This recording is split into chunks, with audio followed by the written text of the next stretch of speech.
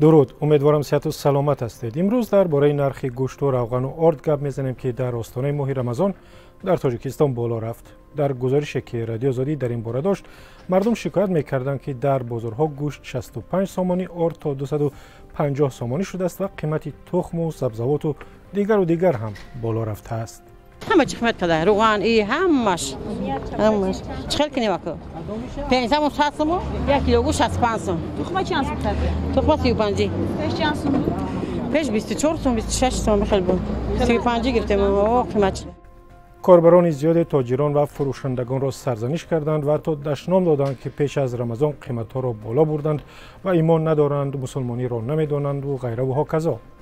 اما تعداد دیگری مردم در فیسبوک، اینستاگرام و وبسایت رادیو آزادی به حمایت فروشندگان برخاسته و گفتند بالاروی قیمت‌ها گناه تاجران نیست و سبب‌های اقتصادی جدی‌تر دارد. شرحی کاربری را از وبسایت رادیو آزادی می‌خوانیم که خود را تاجیک معرفی کرده است. یک قانون کلی هست: اگر در هر کاری که درآمد مالی باشد و رقیب نداشته باشی، وضع همین است. هر چی نفسی بد انسان بخواهد همان را انجام می‌دهد، زیرا در مقابل او کسی دیگری نیست که رقابت کند. این شرح را با جزئیات رستم آدینیف، یکی از کاربران فیسبوک، در صفحه رادیو آزادی گذاشته و گفته است لجام قیمت مواد خوراکی پیش از همه در دست تولید کننده آن است که خودش میماند. رستم آدینیف چنین نوشته است: در گران شدن نرخ خوراک سوداگران گناهکار نیستند، همان شخصان گناهکار هستند که خوراک اول به دست آنها میرسد. سالهای پیش در تاجیکستان کارخانه‌های مرغ پروری کم بود، تخم ارزان بود. حالا کارخانه و فابریک‌های مرغ پروری بسیار شده است، برعکس تخم را قیمت کردند. گروهی از کاربران دیگر گفتند از بس که تولید محصولات خوراک در تاجیکستان زیاد نمی شود و عرضه آن در بازار به قدری کافی نیست، در صورت افزودن طلبات در آستانه رمضان قیمت‌ها بیشک بالا می روند. شرح با همین مضمون را کاربری با نام یولداش در وبسایت ما گذاشته است.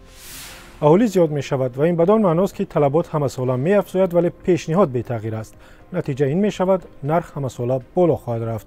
مردم کم بیزاد مجبور است از گوشت گاو و گوسفند دست کشد و به گوشت مرغ گذارد که نسبتاً دسترس است.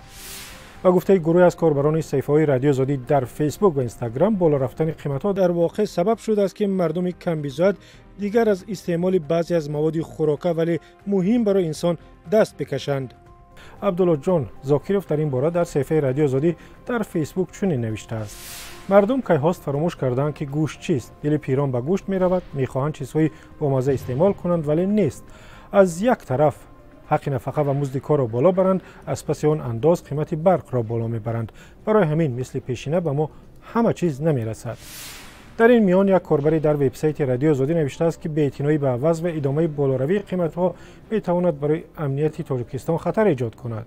این کاربر که خود را خوتلانی معرفی کرده است چون این شرح را زیر گزارش ما گذاشته است: یگان نفری هست که به جناب عالی رساند که بازار و دکان‌ها نشان دهنده و یا ایندیکاتور احوال زندگی مردم می باشد.